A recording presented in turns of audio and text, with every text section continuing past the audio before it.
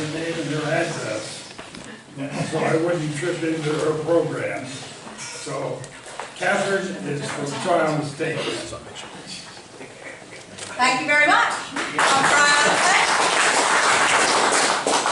Well, when Larry asked me to speak, he then said, well, what would you speak about? And I said, well, I'd like to speak about fitness and exercise. Exercise, the elixir for old age. And his face just fell. And he said, I don't think we need to know about that. So I just retitled it, and I hope that you will be entertained and energized and inspired. Because I've had a dozen dazzling years on two wheels and on 2 feet and a few other things. So I thought I would tell you that story and maybe give you a little boost too. It's been a lot of miles, it's been a lot of mountain, and it's been a lot of fun.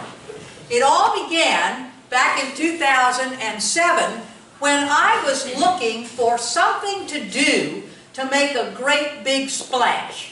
I had had breast cancer at the age of 66 and had a lumpectomy and radiation, and I was going to be approaching 70, and I thought, I need to do something to say that I'm not just a survivor, I'm a thriver, and life is really exciting. And I asked every woman I knew, what could I do?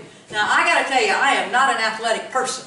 So athletics was kind of not on my radar of something to do, but it all really got started at a backyard barbecue in Lake Lure when this young woman who's big outward bound, or she's a macho girl, and she said, well, you could ride your bicycle 70 miles on your 70th birthday. I said, I could? I don't. She said, oh, but you could.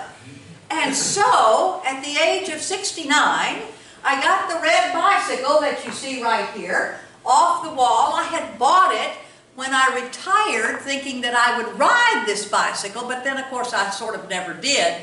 But anyway, I got the bicycle off the wall and I called a friend and I said, could you help me learn to ride this bicycle and train me, because I really want to do a ride. I want to ride 70 miles on my 70th birthday. So he said, sure. So thus was born the 70-70-70, which was to ride 70 miles on my 70th birthday to raise $70,000 for my two favorite charities.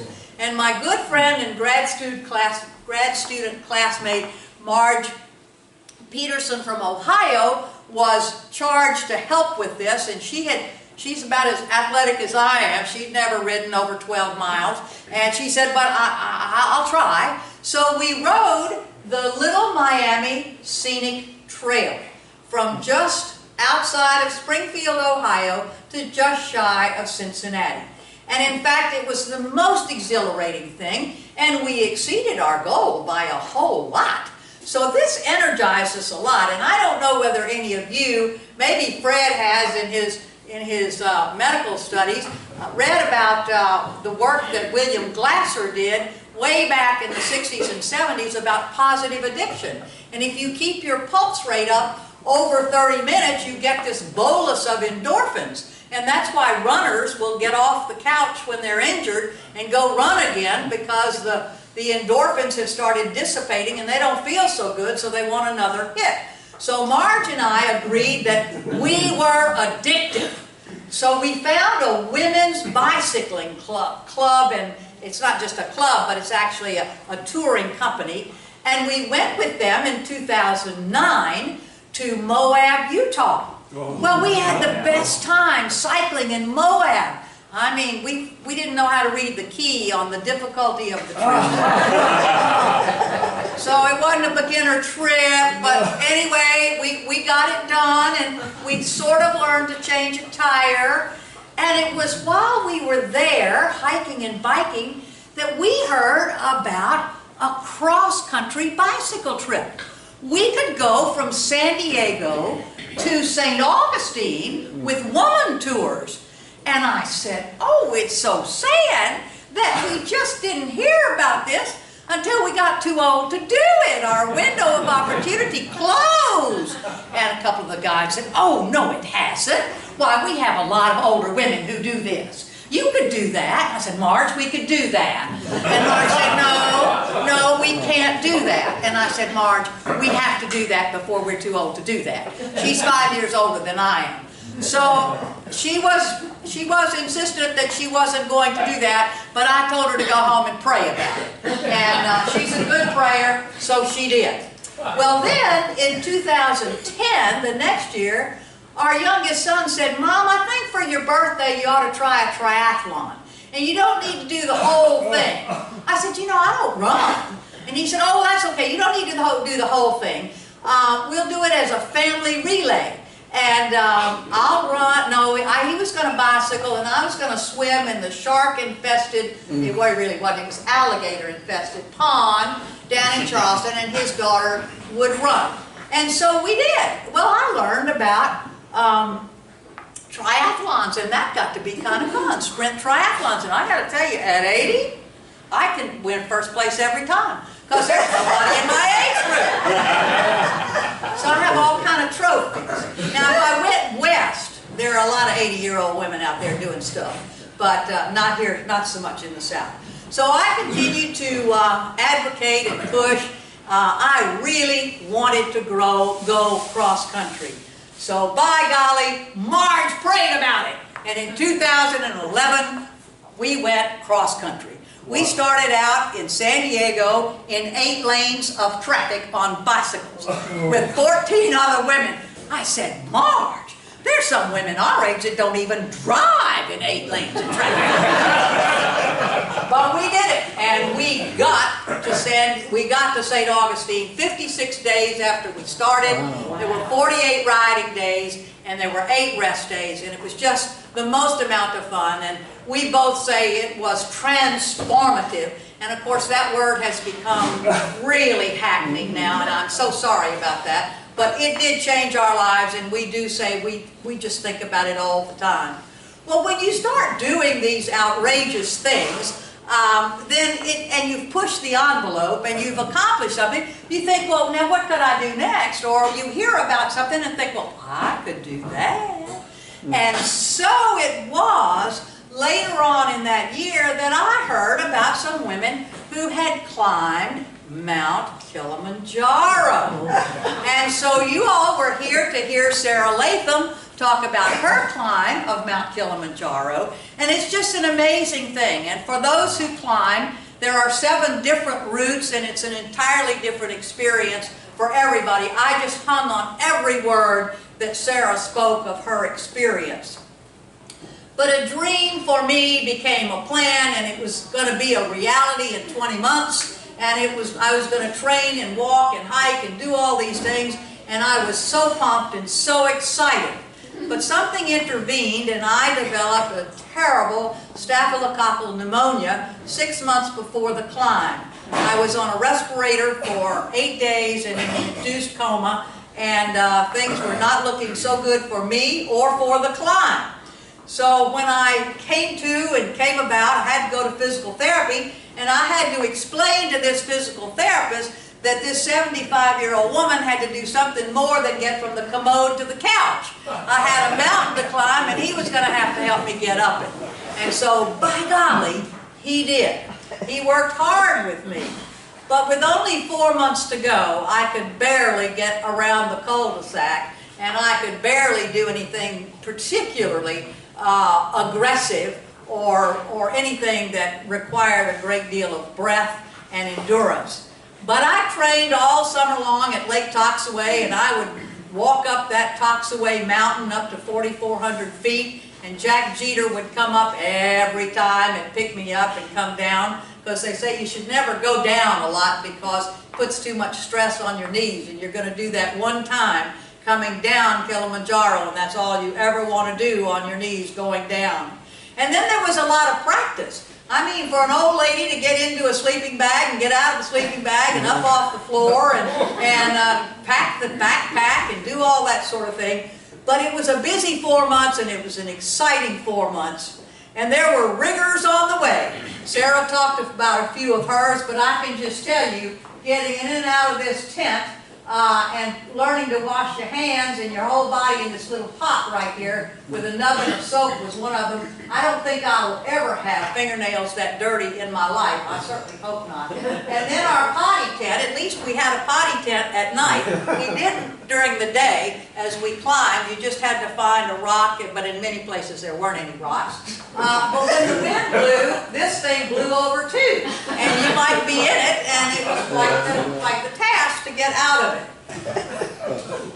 We did something that Sarah didn't do, and that was we did the Western Breach. And the Western Breach is no longer available to tourists. The rocks look like this. It wasn't any technical climb that we were required to do, but we couldn't figure out where to put our feet in here to get up this thing. And if you look, you can see that we are right here. And if you look down, you can see how far we would go if we fell.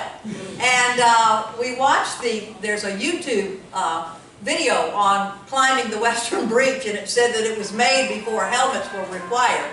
We heard nothing about helmets, and we saw no helmets. And my tent mate said that when she was just about right there, she squealed, and her guide said, "Linda."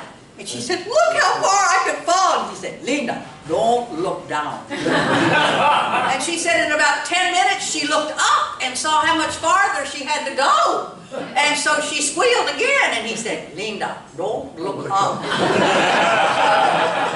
But we made it up, this thing, and what was so good about it was that it put us at 18,000 feet the night before we ascended. So unlike Sarah and all of her crowd, we did not have to hike and climb for 8 hours with headlamps on. We did it all in the day.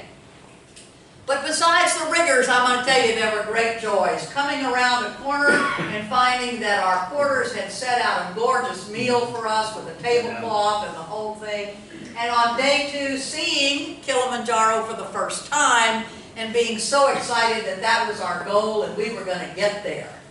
Seeing the 5 different climate zones, the rainforest, the colobus monkeys, these darling little flowers, just amazing. And I've got to tell you, when we got to the top, you just don't know whether you're looking at the moon or a giant kitty litter box. That's kind of what it looks like. And Hemingway wrote about the snows of Kilimanjaro, and I will tell you that the glaciers are dissipating very rapidly.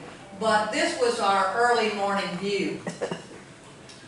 Our porters and our guides sang to us, and my guide, Daniel, was so beautiful and so precious. "Bibi, you're strong like a lion." Bibi is the grandmother, is the Swahili word for grandmother. But you have to be an old grandmother. You can't be one of these cute 45 or 55-year-old grandmothers. You got to be really old. And so I was Bibi. "Bibi, you're strong like a lion. Bibi, you're going to make it. Bibi, I'm going to help you make it. It's my privilege to help you attain your goal. Never it's my job. It's my privilege." So they sang to us and they prayed with us, and they were just cuter than pie. So we danced for them and did the can-can, and we were all so excited that we could breathe and dance at the same time, at least for a minute and a half. So on September the 19th of 2013, we, 9 of the 10 of us, summited Kilimanjaro. One of the women, actually the youngest and probably the strongest, did not make it. She had altitude sickness at 12,000 feet and had to be turned around.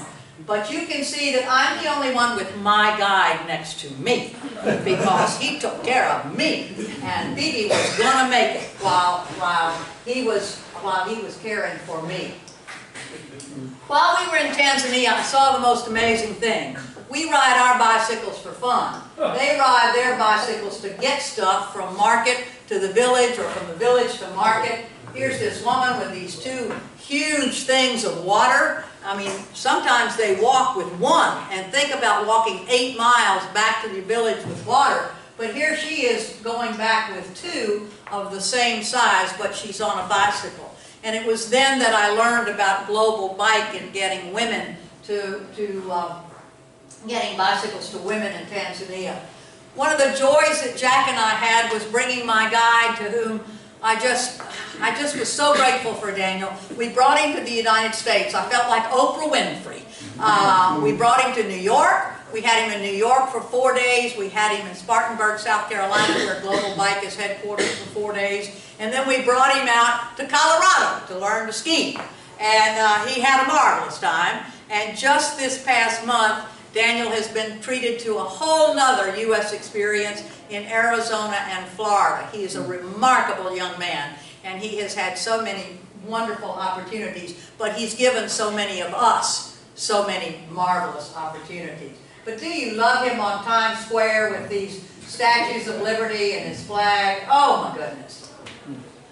Well, the birthday was coming around again in 2015, and somebody said, well, what are you going to do? And I said, well, I don't know. And so I decided to become scuba certified and scuba dive.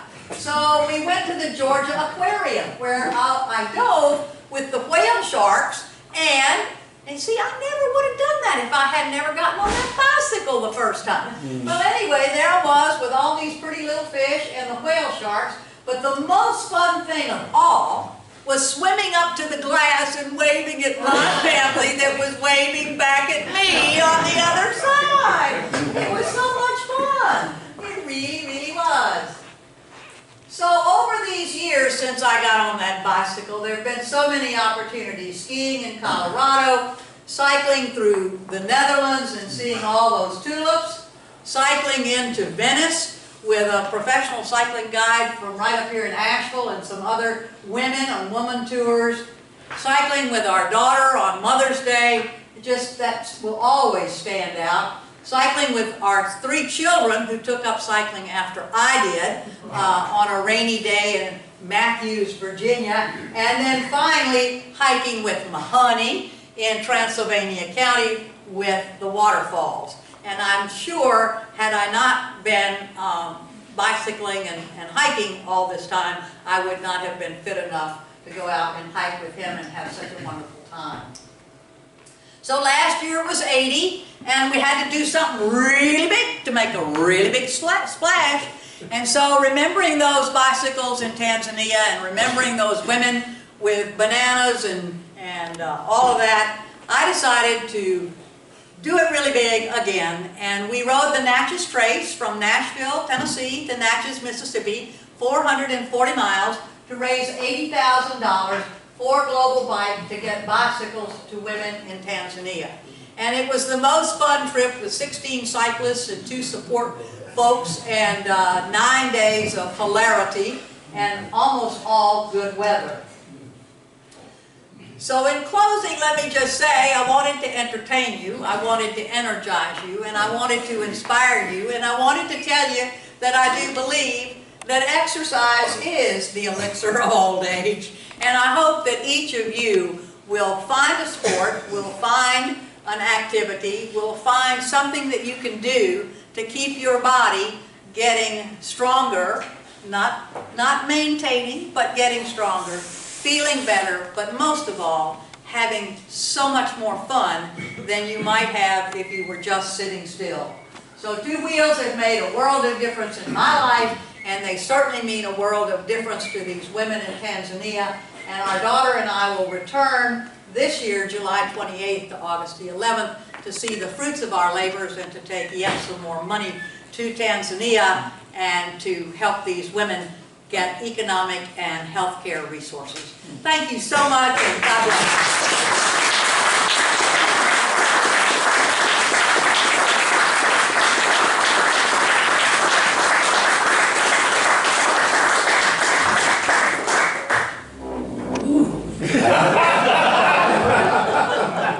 That doesn't count for exercise, does it? No.